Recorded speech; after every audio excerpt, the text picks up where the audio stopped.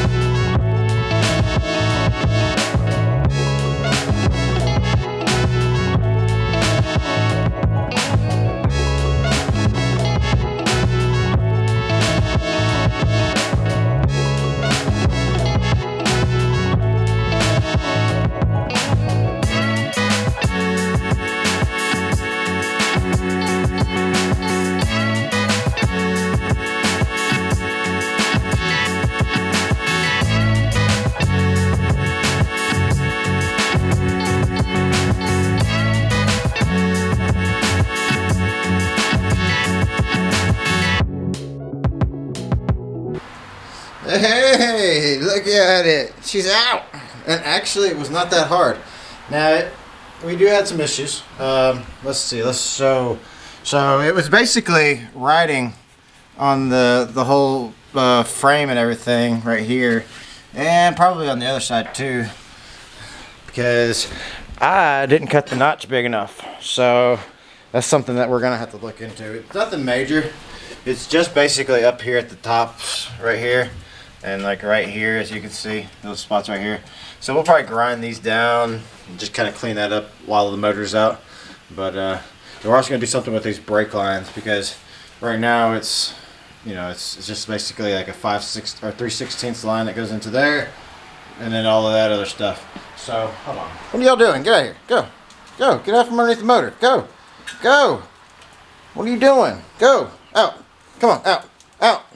So what we got to do here is we're going to take off the flywheel, obviously put it on the engine stand, and then take the heads off, take the oil pan off, and just kind of get an idea of what's going on here. Now I was going to show removing this here engine, but this here, this suction here decided not to hold on. I mean, see what it did to my screen? Maybe? Yeah, you see that nice crack going across it? Yeah. But they're cheap. I'll get another one. But and then we still got to get that exhaust out of the way because it's no longer going to be used at all. And yeah, I was able to leave the 4L80 in place. That is fantastic. I mean, it was easy too. I mean, there was some gouging up right here. Whew. But that's okay. It's okay. Nothing that's going to stop it from the motor from going together. Well, like I said, let's go ahead and pull this off, and I want to see what's going on here. And we're going to go to a time lapse because this still does work.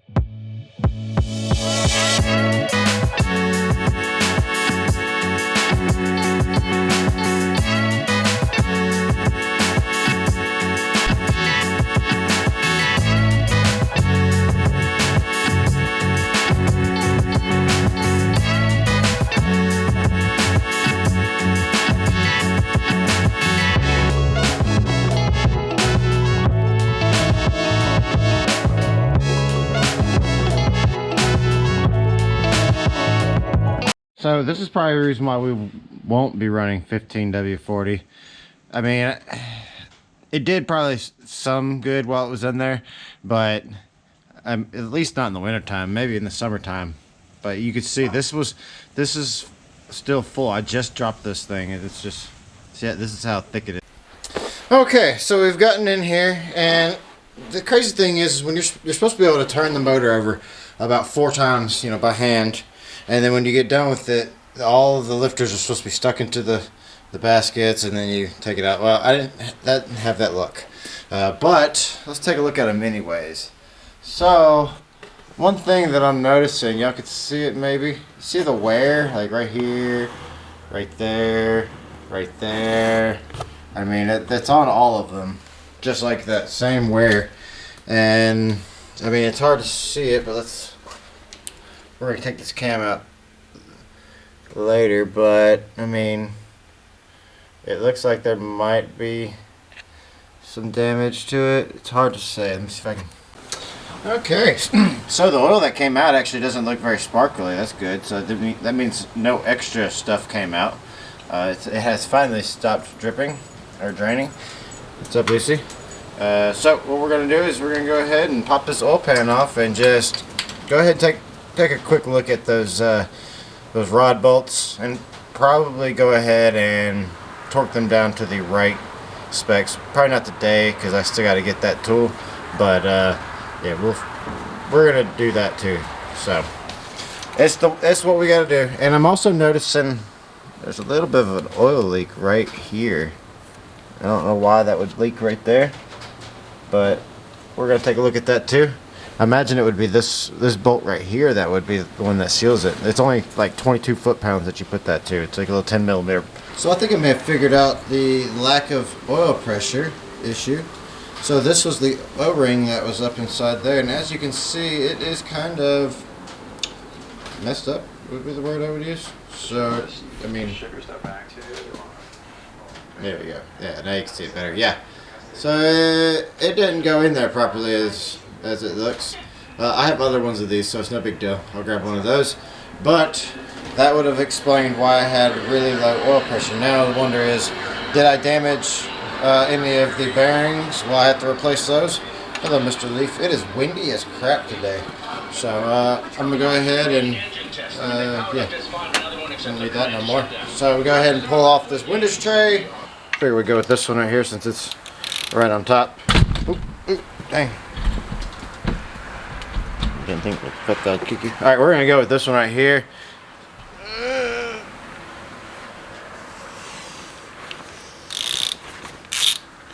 I mean, these things could have got messed up, especially with that O-ring being messed up and not sealing properly.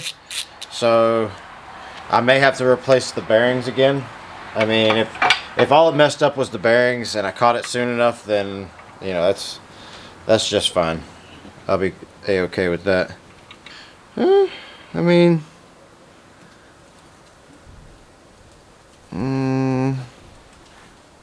that feels good. Hang on, let's clean it off real quick and see what we got here. I mean, there's some... I mean, it was good that there was oil there whenever I did it. There's no weird gouging or anything like that. I'd have to say they're probably good. You know, we want to check the thrush bearings, make sure that they didn't find their way out or anything like that as well, which I still see them sitting there. They're right there, and one right there, so I don't think that's an issue. I mean, that's just one, but y'all would say that looks pretty good, right?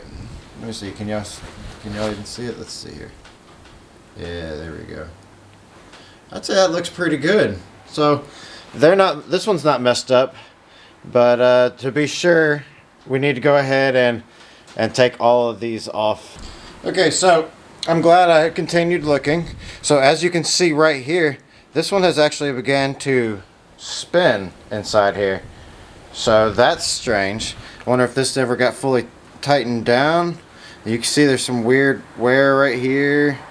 Yeah, I mean, I'm pretty sure I tightened them all down, but yeah, I mean, it just clear as day. Maybe there was some oil there, because you want this free of all kinds of oil, so that's possible. So let's go in a little deeper and see what we can find. All right, so we got some uneven wear here. It's hard to tell, but yeah, you can see it a little bit right there, that little discoloration right there. And yeah, that's an issue. It looks like the crank is still good. I actually don't see any issues with the crank, which that's a good thing. Let's see, I'll let you take a look too. So as you can see, the crank actually looks pretty good. There's no ridges on it or anything like that. It looked like it was all in the bearing. So I'm probably going to order some new rod bearings. And I don't know. I mean, that's weird. So that sucks, but that makes a lot of sense. Well, you know, based on the noises that we were hearing. So, dang. All right. Well, I'll go ahead and put this back together. Well, it looks like there were 2 out of the 8 rod bearings had spun, which sucks. And so it looks like I'm going to go ahead and replace those rod bearings. But all the other ones don't seem to have an issue. And yeah, I mean, everything seems fine. There was no damage to the crank, which is a plus. There was some slight scoring to the pistons themselves, but I don't, excuse me, B. So I don't think that's going to be a problem. I'm glad I caught this now. It's kind of the reason why you always change your oil after 500 miles and you run a cheap oil through it, and just because you want to know. And in my case, that O-ring didn't seal properly, so I probably didn't have good oil pressure at all during that whole 500 miles. And then, you know, those 2 that they had spun, they weren't as tough to actually take off. So it makes me wonder, hey, use your inside voice. So it kind of makes me wonder if it was, you know, me not getting the right angle to it, which I'm going to correct that. So it's very possible that was the case. So what we're going to do is, like I said, I got to order new rod bearings. We'll get those in, and then we'll go ahead and pop in the new cam, because that's going to be coming in. New torque converter, all this new stuff, because when you do the cam, you got to have the proper torque converter. And when you do turbos, you got to have the right cam if you want to make power. So all these things, and then the turbo is also going to want a better torque converter as well, because the stock one, I mean, 1800 to 2000 RPM stall just isn't going to cut it. So when you upgrade one thing, there's always other things that you're going to need to upgrade along the lines. And yeah, I'm just glad there was no serious damage there. And I'm also glad there was no turbos in place. So we're going to take care of that, and we'll be up and running. Thanks you guys for watching, and we'll see you next time.